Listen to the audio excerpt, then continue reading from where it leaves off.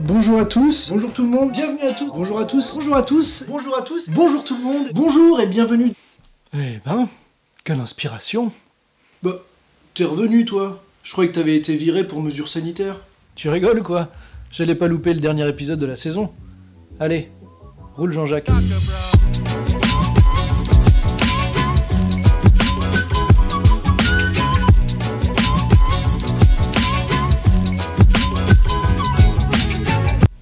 Roule Jean-Jacques.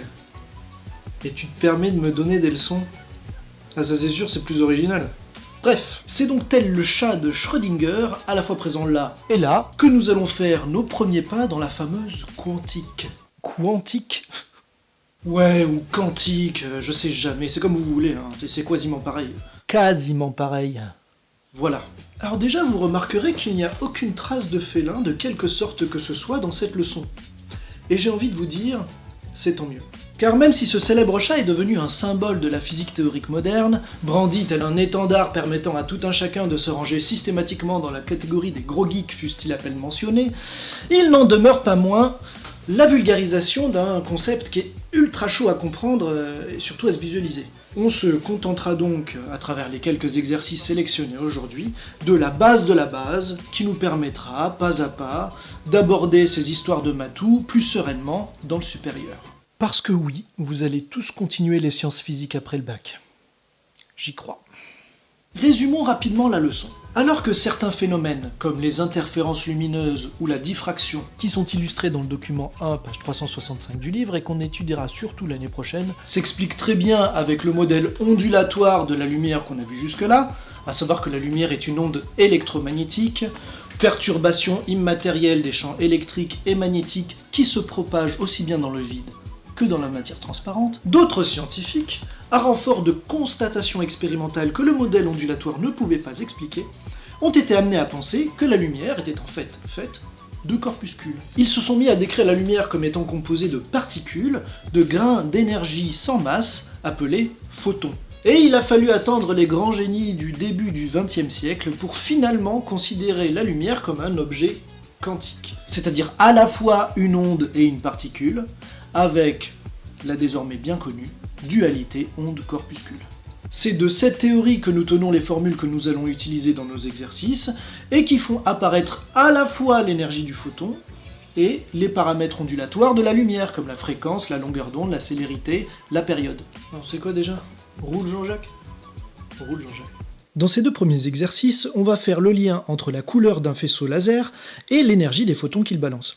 Pour l'instant, on ne s'intéresse pas vraiment au principe de l'appareil, c'est-à-dire à comment il se débrouille pour produire cette lumière. On va simplement utiliser la formule établie par Max Planck, modulo quelques manipulations devenues familières. Ici, l'énoncé nous donne la fréquence de l'onde. Le premier objectif, c'est de calculer l'énergie en joules. Voici donc la formule à retenir contenant la constante de Planck H, qui vous est toujours donnée dans l'énoncé, et faisant le lien entre l'énergie du photon, paramètre corpusculaire, et la fréquence de l'onde, paramètre ondulatoire. Dualité onde-corpuscule. Bien entendu, pour avoir une énergie en joules, il faut bien respecter les unités officielles de chaque paramètre. Comme la constante de Planck est toujours donnée en joules secondes, il faut forcément que la fréquence soit en nombre de motifs par seconde, c'est-à-dire en Hertz, et pas en gigahertz comme il était donné dans l'énoncé. Après la petite conversion, on se retrouve donc avec ce résultat. 4,91 fois 10 puissance moins 19 joules. Maintenant, il nous faut la longueur d'onde en nanomètres. Pour cela, je vous conseille d'établir la relation qui fait le lien entre les différents paramètres de l'onde, à savoir sa périodicité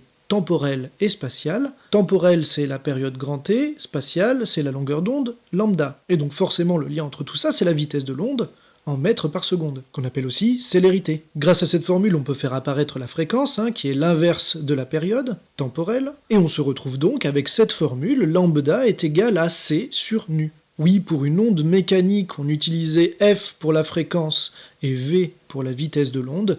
Pour la lumière, on utilise c pour la célérité et nu pour la fréquence. Puisque ce n'est pas une onde mécanique, c'est une onde électromagnétique et on change un petit peu de convention. L'application numérique nous donne ce résultat-là, 4,05 fois 10 puissance moins 7 mètres. Comme nous voulons ça en nanomètres, il suffit de faire apparaître fois 10 puissance moins 9 mètres, puisque les nanomètres c'est des milliardièmes de mètres, et de rajouter la puissance de 10 qu'il faut pour que ce soit équivalent. Ici, 10 puissance 2. Ça nous donne donc 405 nanomètres. ou 4,05 x 10 puissance 2 nanomètres. C'était pas demandé, mais je vous rajoute quand même, et on le verra plus en détail dans les autres exercices, cette petite précision. On rappelle le domaine des ondes électromagnétiques visibles. Ce sont les ondes électromagnétiques dont la longueur d'onde est comprise entre 400 et 800 nanomètres. 400, c'est du côté des longueurs d'onde courtes, c'est-à-dire le violet, et 800, les longueurs d'onde plutôt longues, c'est-à-dire le rouge. On rejette un petit coup d'œil à l'énoncé. Bon, là c'est assez évident, on est en train d'étudier le Blu-ray. Blu-ray, on s'imagine bien que la couleur du laser est forcément violet, non ? Pourtant 405, ouais, c'est très proche de 400, donc c'est carrément violet. Et pourquoi c'est pas bleu ? Ils ont le don quand même, de... Pourquoi ? Purple Ray, c'était trop long, ça sonnait mal, c'est ça ? Blu-ray, ça fait plus classe. C'est sûr que c'est plus bleu que rouge, mais...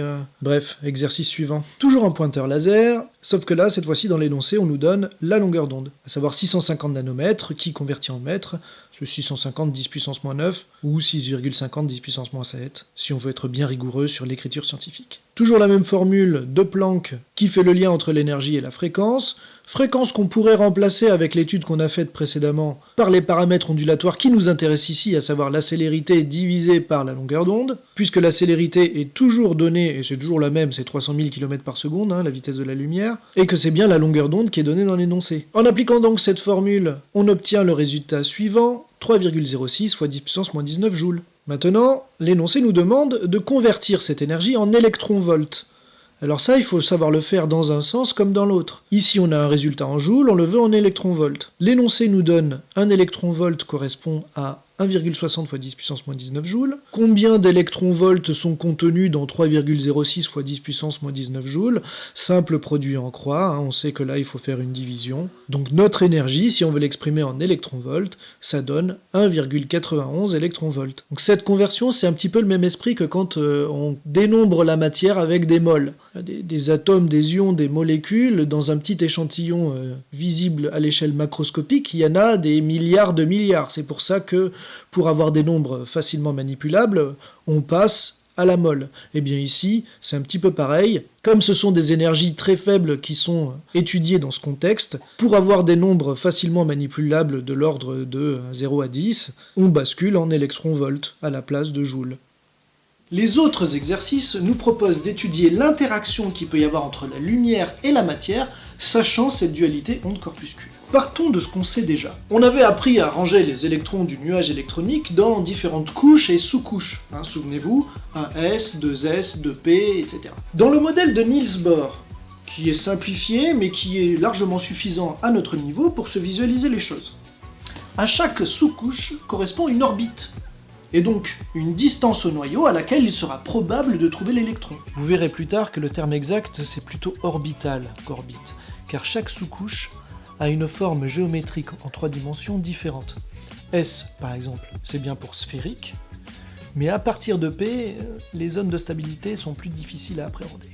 On peut alors faire le lien avec la force électrostatique qui assure la cohésion au sein de l'atome. Plus l'électron de charge négative est proche du noyau de charge positive, plus cette force d'attraction va être intense. Donc même si chaque sous-couche représente une zone de stabilité, on imagine aisément que tant qu'il y a de la place, les électrons vont se caser naturellement dans les premières sous-couches en priorité. Quand on apporte à l'atome de l'énergie lumineuse véhiculée par un photon, les électrons vont pouvoir être déplacés d'une sous-couche à l'autre, à condition que cette énergie corresponde exactement à celle nécessaire pour compenser la différence de distance d'une zone à l'autre. Si c'est une valeur intermédiaire, ça marche carrément pas. Ah, on est rigoureux chez les atomes. Ça déconne pas. Par contre, comme l'électron n'est pas à sa place habituelle après avoir absorbé l'énergie du photon, il va spontanément retourner à sa sous-couche initiale avec ou sans escale, l'atome, qui était dans un état excité, c'est-à-dire stable mais pas trop non plus, va alors, en se désexcitant, provoquer une libération d'énergie lumineuse et donc émettre un photon. J'avais essayé vite fait d'illustrer ça dans la BD que je vous avais distribuée sur les coutumes étranges des électrons.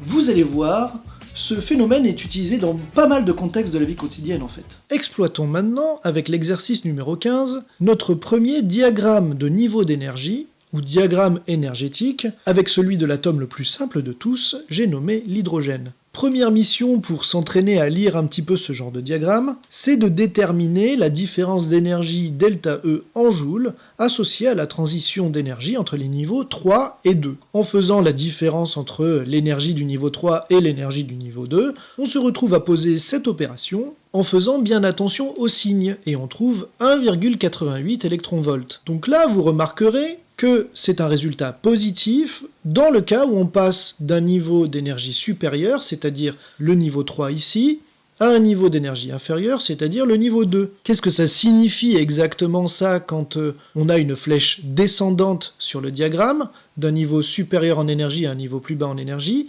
Ça correspond à une libération de cette énergie vers l'extérieur, et donc à l'émission d'un photon. Une énergie correspondant à l'absorption d'un photon, pour passer d'un niveau d'énergie inférieur à un niveau d'énergie supérieur, aurait eu un ΔE de signe négatif. Mais après, on verra que souvent, on nous demande l'énergie de la transition, et la transition, ça peut être soit dans le contexte d'une absorption, soit dans le contexte d'une émission, et donc souvent, vous verrez les barres de valeur absolue autour de la différence. Mais ce n'est pas fini, il faut convertir cette différence d'énergie en joules, puisque c'est ce qui est demandé. Toujours la valeur de l'électronvolt qui nous est donnée dans l'énoncé, on va cette fois l'exploiter pour convertir d'électronvolts en joules, donc là c'est une multiplication cette fois. S'il y a un électronvolt correspond à 1,60 fois 10 puissance moins 19 joules, combien valent presque 2 électronvolts, c'est-à-dire 1,88, il suffit de multiplier, et on trouve 3,00 fois 10 puissance moins 19 joules. Deuxième question, il nous faut dans un premier temps la fréquence de la radiation émise. Toujours la même formule est utilisée ici, avec une toute petite manipulation, puisque maintenant c'est nu qu'on cherche. On prend notre différence d'énergie qu'on divise par la constante de Planck, et on obtient ce résultat 4,54 fois 10 puissance 14 Hz. Si on avait voulu l'exprimer en gigahertz, comme dans l'exercice précédent, ça nous aurait fait 4,54 fois 10 puissance 5 gigahertz. À partir de là, on peut déterminer la longueur d'onde aussi de la radiation émise, toujours en manipulant les mêmes formules, avec les mêmes techniques, et on obtient après application numérique ce résultat-là, 6,61 fois 10 puissance moins 7 mètres, soit 661 nanomètres. La dernière question à présent, on nous demande à quel domaine appartient cette radiation. Comme 661 nanomètres, c'est compris entre 400 nanomètres et 800 nanomètres, qui sont, je vous le rappelle, les frontières du domaine visible, l'œil va pouvoir voir cette radiation. Et on peut même apporter une dernière petite précision, comme on est plus proche de 800 nanomètres, c'est-à-dire les radiations de longue longueur d'onde, on a une teinte qui est plutôt rouge, puisque les longueurs d'onde les plus courtes correspondent au bleu et au violet. On peut utiliser dans ce cas le document 5, page 347, qui est un cercle chromatique gradué. Vous aurez de toute façon toujours un document pour ça, hein. On vous demande jamais les couleurs sans un document pour vous aider. Mais à force d'habitude, petite remarque, la réponse à cette question, même si vous n'aviez pas retenu les frontières, était donnée sur le diagramme. Série de Balmer, visible, entre parenthèses. Ils sont gentils parfois. Grâce à l'exercice numéro 18, intéressons-nous maintenant à un matériau très utilisé mais très particulier, à savoir les semi-conducteurs qu'on trouve dans les diodes électroluminescentes. C'est un matériau très pratique parce qu'en gros, c'est un solide qui peut émettre des photons s'il est excité par un apport d'énergie électrique. Donc pas besoin de rayonnement absorbé au départ. Plutôt cool. On rappelle encore une fois les frontières du domaine du visible. Notre œil peut capter les radiations dont les longueurs d'onde sont comprises entre 400 et 800 nanomètres, on le saura. On nous demande à partir de là d'estimer une longueur d'onde moyenne du domaine du visible. On va prendre une valeur intermédiaire, donc à 600 nanomètres, soit 6,00 fois 10 puissance moins 7 mètres. À partir de là, l'énergie correspondante d'un photon moyen du visible peut se calculer avec toujours la même formule, hc sur lambda, et on trouve 3,32 fois 10 puissance moins 19 joules. La troisième question nous permet de nous visualiser un petit peu plus concrètement ces histoires de photons dans un usage de la vie quotidienne. Qu'est-ce qui a marqué sur une DEL? Il y a marqué sa puissance. Ici égale à 150 milliwatts. Milli, c'est 1 millième, 10 puissance moins 3. Et on se souvient de cette fameuse formule qu'on voit depuis le collège, E est égal à P fois delta T. Je sais pas si vous vous souvenez du moyen mnémotechnique de ma maman, là. Ne laisse pas allumer trop longtemps, ça consomme de l'énergie. Donc voilà, hein, sur la lampe, on a la puissance en watts, et plus on la fait fonctionner longtemps, donc en multipliant par le temps d'utilisation, on a l'énergie consommée, qui est ce qu'on paye en fait. C'est pour ça aussi que ma mère me disait ça. Ici, on l'a fait simple, notre temps d'utilisation, c'est 1 seconde. Et comme on a calculé précédemment l'énergie véhiculée par un photon, le but est de trouver combien de photons sont émis quand on utilise la DEL pendant une seconde. Donc grâce à cette puissance donnée dans l'énoncé, on a l'énergie lumineuse qui a été cédée à l'extérieur par la DEL, 1,50 fois 10 puissance moins 1 joule, et en divisant cette énergie totale par l'énergie d'un photon, on peut avoir le nombre de photons émis pendant cette durée d'une seconde, ce qui nous donne comme résultat 4,52 fois 10 puissance 17 photons en une seconde. Ça permet de nous rendre compte un tout petit peu du fait qu'on est en train de toucher au monde microscopique. Là. Dans cet exercice numéro 19, on va carrément découvrir l'origine, l'étalon de la seconde. Et oui, ça aussi c'est basé sur l'exploitation des transitions électroniques. Explication.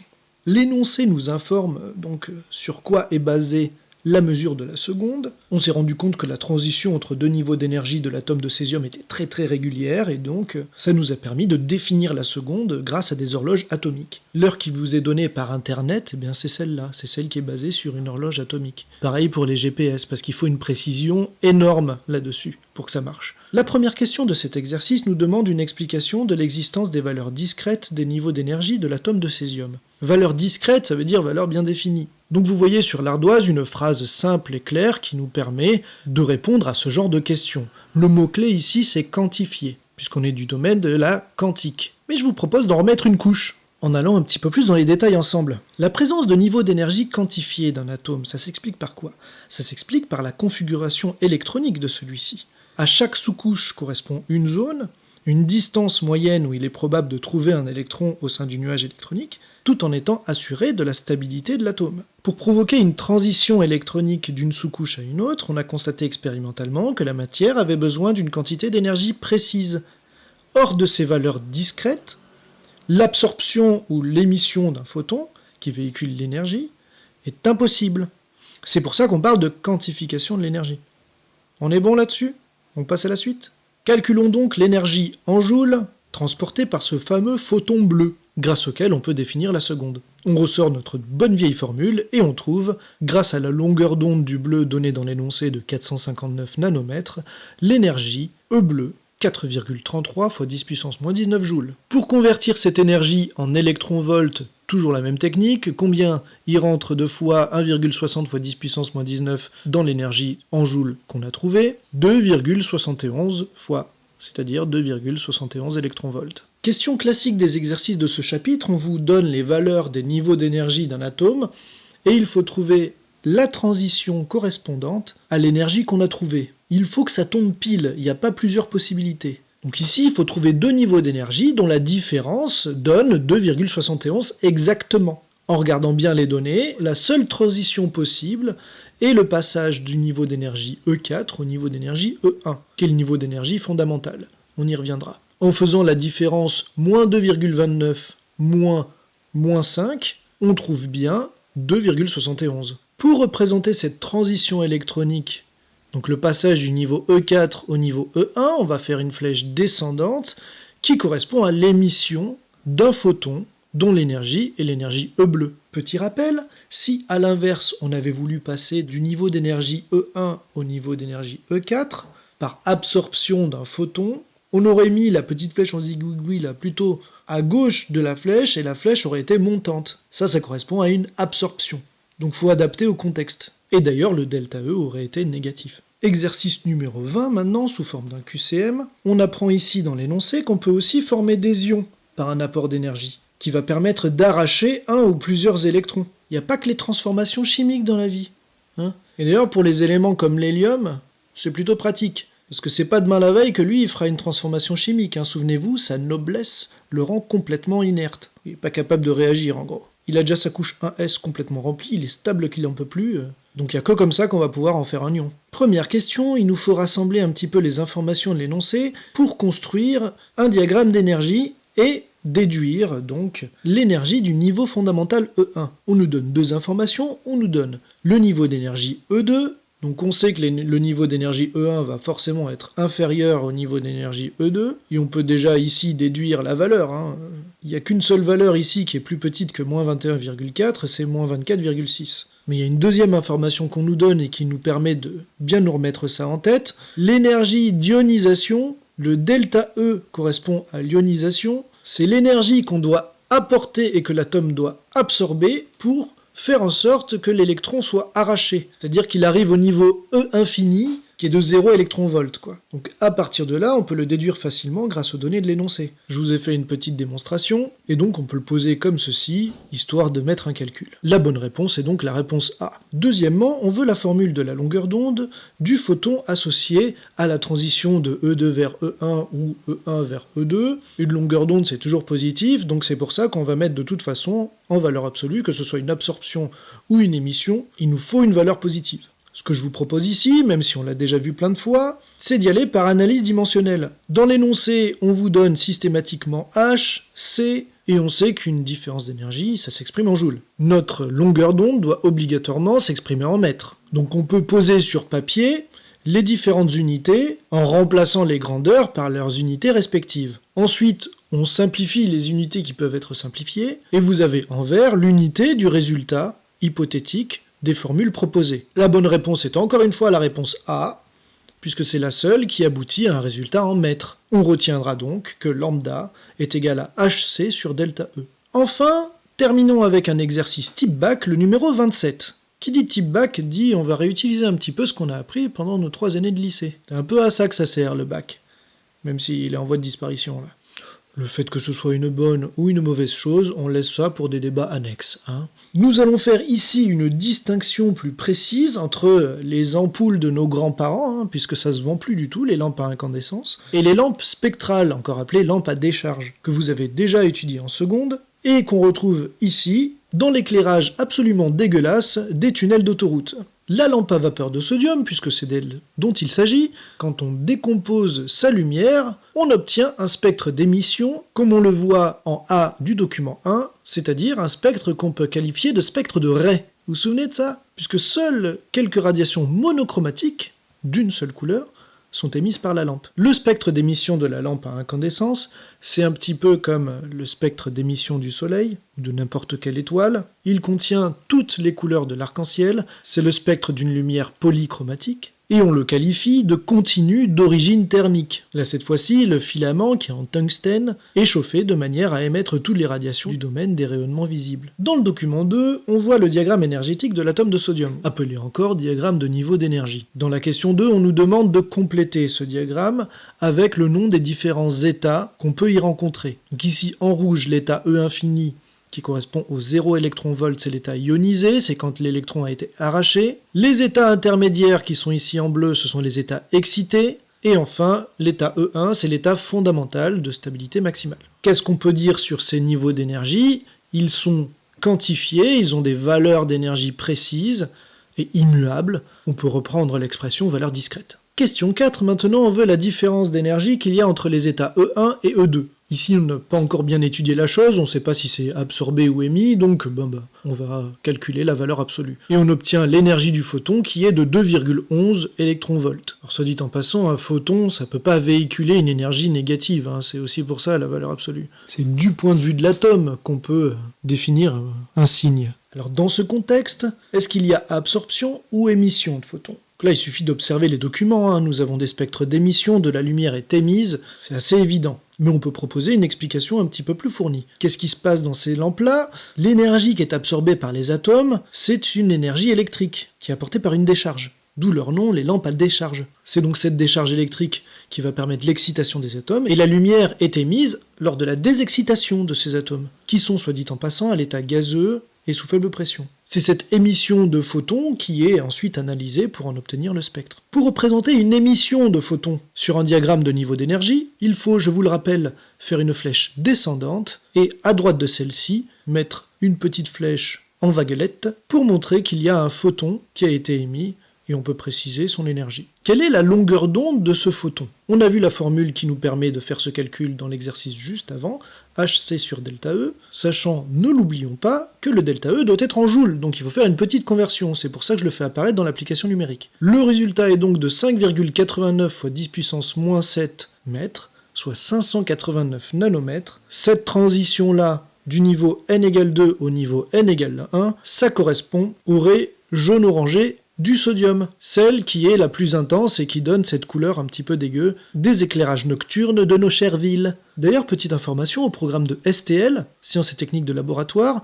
on étudie aussi l'IRC des différentes lampes, l'indice de restitution des couleurs, et il se trouve que la lampe à vapeur de sodium est une des lampes qui a un IRC hyper pourri. En gros, sous cet éclairage, c'est normal que tout soit gris. Justement parce qu'il y a très peu de radiations qui sont émises, vous voyez, des raies, il n'y en a pas beaucoup, et donc il n'y a pas grand chose à diffuser, quoi. Tout est jaune-gris. Pour conclure avec la dernière question de cet exercice, faisons un petit peu un bilan de l'origine de la lumière émise par ces deux lampes bien différentes. La première, la lampe à incandescence, qui offre un spectre continu, trouve l'origine de son rayonnement dans l'agitation thermique. Il y a plus de précision dans la vidéo que vous aviez en lien dans le cours de Monsieur Rossi. Je vous invite à aller revoir la vidéo Science League. Ces histoires de vibration de la matière qui provoquent des ondes électromagnétiques. Alors que dans les lampes à décharge, ou lampes spectrales, ainsi que dans les DEL ou les tubes fluorescents, c'est-à-dire les néons, dans le langage courant, on utilise les notions du cours d'aujourd'hui, c'est-à-dire les excitations et désexcitations de la matière qui sont stimulées par un apport précis et quantifié d'énergie, grâce aux propriétés formidables de la matière, dans ces lampes-là, de nature électrique. Et voilà, avec la correction de ces exercices-là, on arrive vraiment à la fin du programme. Et donc là, c'est certain, c'est vraiment la dernière vidéo de l'année. Alors qui sait ? Personne n'était prêt pour le coronavirus, personne n'avait été prévenu, là pour le coronavirus, on a tous été surpris, et donc on a fait avec, et on a été amené à faire ce genre de choses. Alors peut-être qu'il y aura des contextes, j'en sais rien, je le souhaite pas forcément, mais peut-être qu'il y aura un contexte où je serai amené à refaire des vidéos. Donc disons que c'est la fin de la saison 1. Mais comme j'ai absolument horreur des cliffhangers qui me mettent à la fin de chaque série existante, eh bien je vais pas vous faire l'affront d'en mettre un ici. De rien. En tout cas, ça aura été une expérience très enrichissante. Je ne m'attendais vraiment pas, c'est sincère, à autant d'engouement de votre part, de la part de mes collègues qui ont eu la bonté de m'aider. Merci beaucoup encore. L'énergie que vous m'avez donnée, sans mauvais jeu de mots, avec vos retours, avec vos commentaires, avec vos encouragements, m'ont permis de faire quelque chose dont je suis fier aujourd'hui. Et donc vraiment, je vous remercie beaucoup. Je sais pas vraiment si ce sera exploitable les années suivantes, on verra. J'ai quand même des regrets de ne pas vous avoir retrouvé en classe, mais bon, le contexte faisant, on n'a pas vraiment eu le choix. En tout cas, j'ai récupéré une classe de terminale, donc il y a quand même des chances que certains d'entre vous me retrouveront l'année prochaine, et ça j'en suis ravi. Donc en attendant, je vous souhaite de bien profiter de l'astre du jour, de passer de très bonnes vacances, de bien vous reposer, de ne pas oublier de cultiver votre curiosité scientifique, et je n'ai pas de fin à cette phrase, ni à cette vidéo d'ailleurs. Alors je vais conclure avec le mot le plus neutre possible. Salut.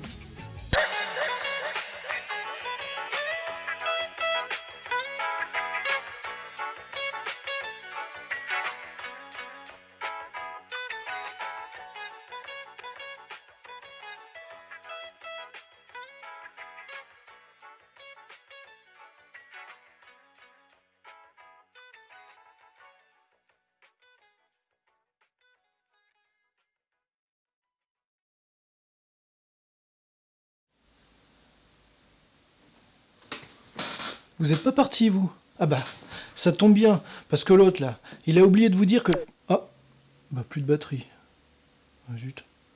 Bon, tant pis. Allez, vacances.